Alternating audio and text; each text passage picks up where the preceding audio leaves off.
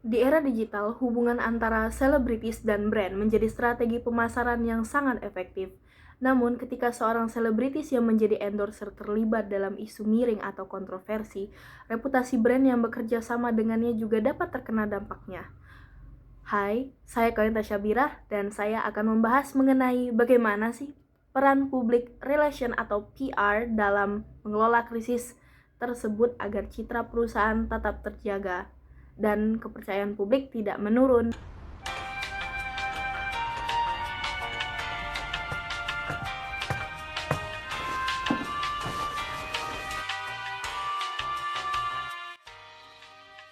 Dalam dunia public relation, isu miring adalah informasi negatif, kontroversi, atau tuduhan yang beredar mengenai seseorang atau organisasi.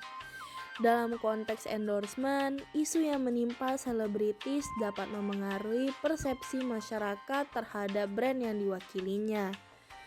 Peran superhero bernama public relation di sini benar-benar diperlukan perusahaan untuk menumbuhkan kembali kepercayaan masyarakat terhadap brand dan mengembalikan engagement kepada produk atau jasa yang mereka tawarkan.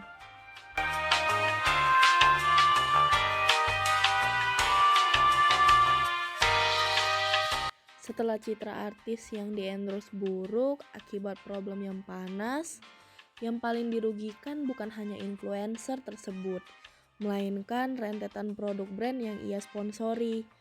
Tentunya, public relation akan berusaha merubah suasana pasar produk dengan menengahkan berbagai upaya.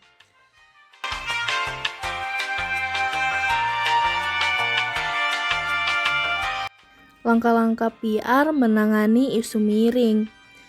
1. Monitoring dan analisis situasi. Langkah pertama adalah memantau perkembangan isu melalui media massa, media sosial, dan berbagai platform digital.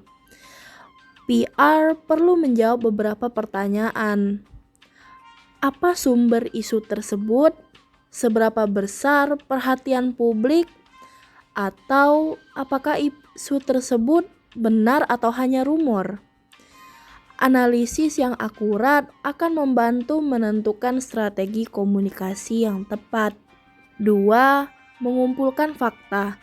Sebelum memberikan pernyataan kepada publik, PR harus memastikan seluruh informasi yang dimiliki akurat.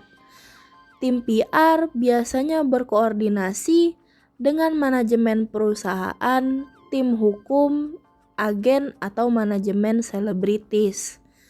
Tujuannya agar tidak terjadi kesalahan informasi yang dapat memperburuk situasi. 3. Menyusun pesan krisis. Setelah fakta terkumpul, PR membuat pesan resmi yang jelas, singkat, dan transparan. Pesan tersebut harus menunjukkan kepedulian perusahaan, menjelaskan posisi brand terhadap isu, menghindari spekulasi dan tuduhan.